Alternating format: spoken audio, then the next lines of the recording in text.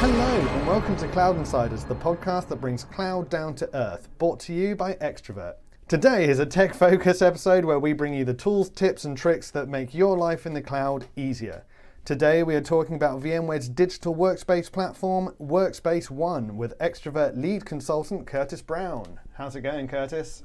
Well, it's been a busy time. We're moving a lot of projects through with Workspace ONE at the moment. It's getting a lot of traction, particularly on the cloud side as a SaaS service and so forth. It's proving to be very popular, especially given the upcoming end of life of Windows 7 and some of the management paradigms around that and the impact.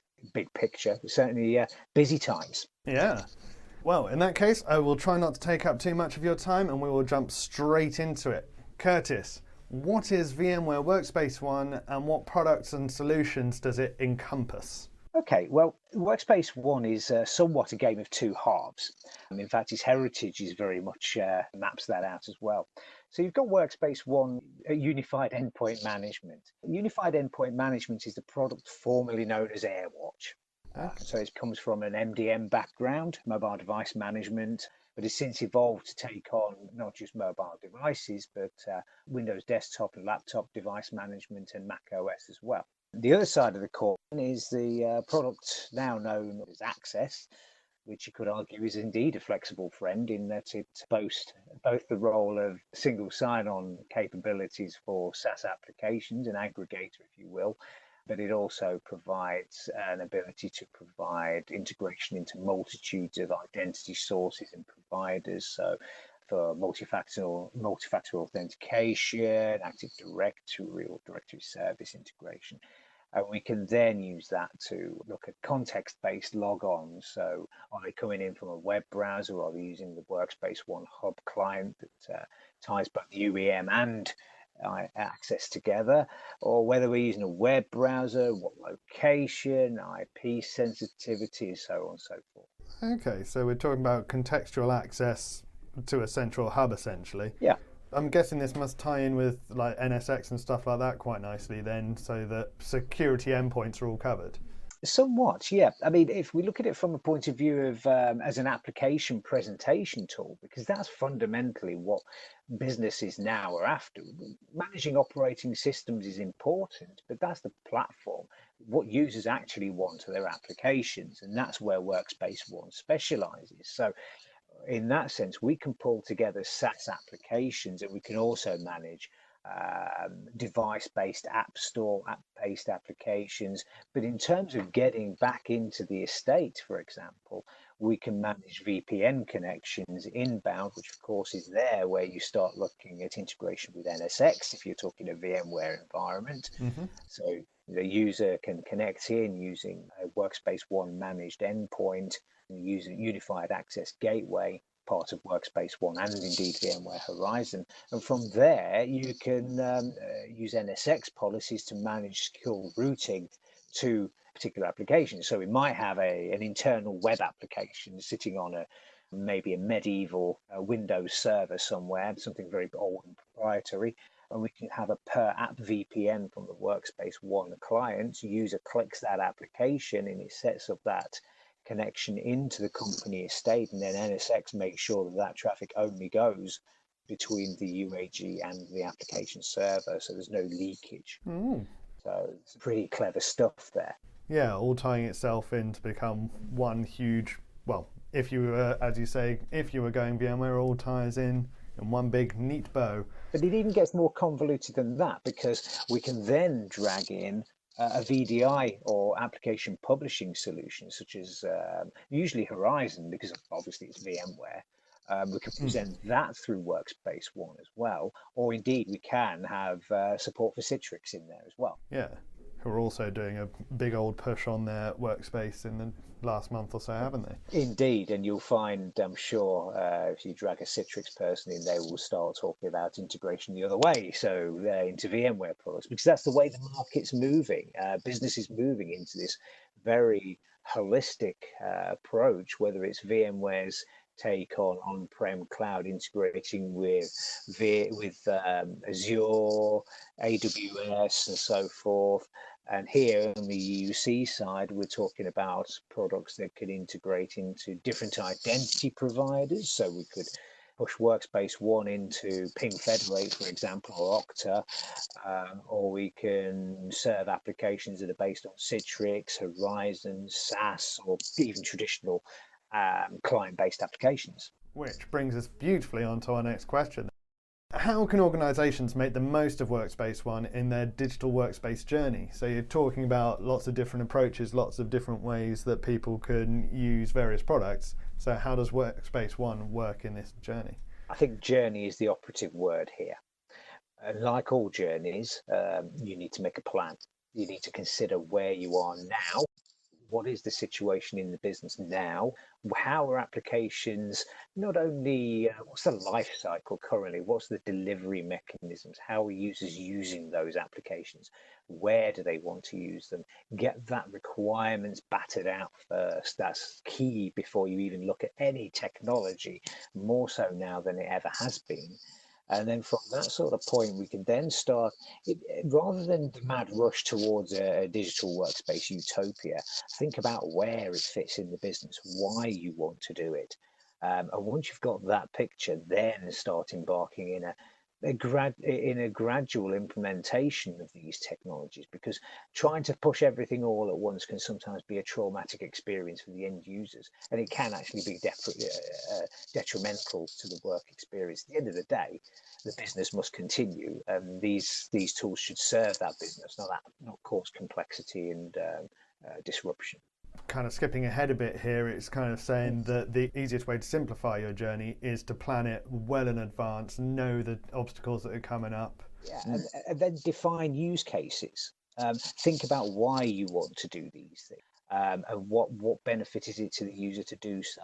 I think that's sometimes the technology can be very glitzy, very glamorous, and very useful, but you have to think why you would use this. And this, in this case, with Workspace ONE, and indeed a lot of these more modern means of doing that, allows for efficiency gains. And I think that's a key thing to consider, that ability to be both flexible, but also improve security and secure access at the same time.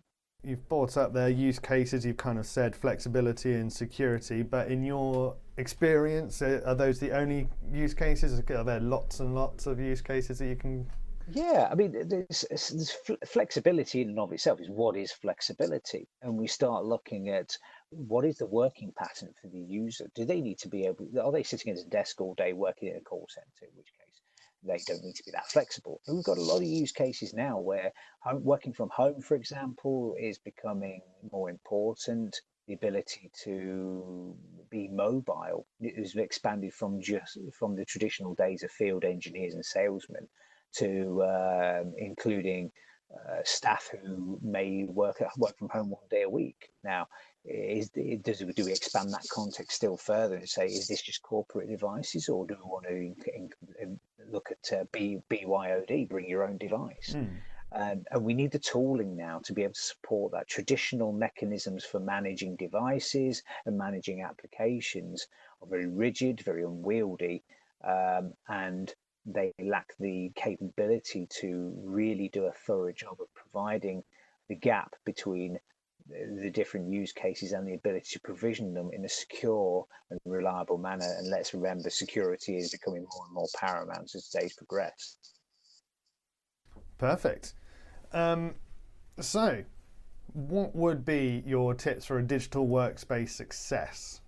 What would be your journey plan to get a user from, let's say, rock bottom, wherever they are, wherever your point of most of horrible places would be, to Workspace ONE perfection? Yeah, I guess the lowest point would more than likely be a traditional Windows world where you've got a traditional domain membership type affair with maybe an application delivery mechanism, or maybe not, something handcrafted. You do see some smaller organizations or legacy organizations where things are still hand built. The route there would be, the first thing to do is find out what the users do and how they work, what is their day-to-day life. And that can mean talking to team leads and so forth. But often it's the grassroots, because they're the ones who are going to be using the tooling. It's not the IT team. Let's consider those users not as users anymore. End user compute is a convenient package, but at the end of the day, they are our colleagues, and therefore we need to consider how do we make our colleagues' life easier. And that's where, and as a consequence, not just easier, but also safer and more ability to leverage the tooling that they have, the device they have to the maximum, but without making their life a pain. Yeah. So step one, requirements gathering, Yep. straight from the user, skipping out their IT team. Yep. The IT team are important, and they, after all, are going to have to look after it. So they're the next port of call, because they are at the moment delivering those applications to those end users using whatever technology. So they are still an important factor in this. And of course, they will be looking after whatever solution comes along. So they need to be part of that journey as well. In their case, we have to find out, okay, so the users getting these applications, what are the problems that IT are facing? What are the IT difficulties? And delivering that in a context that meets the requirements now, but maybe also meets the future needs as well. So they become the next part of the journey. And then after that, it becomes a case of defining what your future workspace should look like. What is the new world? What's the end game? What's the destination of our journey? And I think in that sense, that's where we start looking at the technical side of matters. What are the solutions and how we're going to get down that road? Okay. I mean, I guess we could look at the Workspace ONE itself. We drill down into a little bit of that if you want. Yeah, go for it. So Workspace ONE, as I said earlier, is one of these, it's an amalgam of a couple of technology points. But when we look at the tooling that's around it, what we can actually support. So if we consider we have going back to our case a minute ago of a legacy world, let's say Windows desktops running System Center Configuration Manager push applications down. How do we go? Where do we want to take that in the future? Well, that might well be in a Workspace ONE world. Windows 10 devices with the Workspace ONE hub agent, and we leverage UEM to push down configuration down to those devices to make sure they adhere to policy, whether they're encrypted, whether they meet requirements for antivirus. And we can also then push down Windows 32-bit applications. We can use it to push the configuration for those applications as well, or even files and content as well, down to devices. But on top of that, of course, with that Workspace ONE hub agent that we can install on that machine, that also provides us a direct access into the VMware Workspace ONE Access side, where we're pushing our SaaS applications, our virtual desktops, or even published applications a la Citrix, that sort of side of matters. So we end up with this one-stop tooling that can do that. But the beauty of it is that we can deploy Workspace ONE in one of two contexts. We could go traditional and put those components on premises, which is fine, and it works. But we could equally deploy that in the cloud as a SaaS service, which is usually beneficial to most organizations. It's one less thing to support. We no longer have to support the infrastructure and the complexity around that if we deploy it as a SaaS offering. Brilliant. I have this one written in brackets. That's possibly a comment on to. Oh, you've just talked about Intelligence Hub, didn't you? Yeah, Intelligent Hub is in some respects Workspace ONE's destination. It's an ability to present a multitude of capabilities in one single point. So we can publish our SaaS applications there. If we've got the hub agent on an endpoint device, we can publish App Store applications. So it doesn't matter what endpoint we're coming in from, it is intelligent enough to know what applications can run on that device. So if we look at an iOS device with the Intelligent Hub application in there, let's say if we push apps from the Apple App Store, it'll only go to iOS devices, as opposed to if it's a Windows desktop with the Hub app, and we can push either Win32 native applications, or if you can find the right one, a Windows App Store application. But they all sit alongside in the same Hub portal as SaaS-based applications that you can also click on. Good old-fashioned web URLs, the Horizon and Citrix style integration as well. Yeah. Well, wonderful. So is there anything else you'd like to add about Workspace ONE and how it works and the wonders that it can bring to a workplace? I think that about covers it. I mean, it's one of these evolving journeys and an evolving product. So given that VMware recently have had an acquisition of a security and anti-malware provider, we're already starting to see evidence of integration of that into the Workspace ONE portfolio to manage the physical endpoints as well. So that we live in interesting times, and certainly fast evolving time. Brilliant. And of course, the reason we try to always get you on for our Workspace and EUC podcasts is because you live and breathe EUC. And of course, you're part of the founding group of the VMware EUC user group. What's going on there? What can you tell us about that?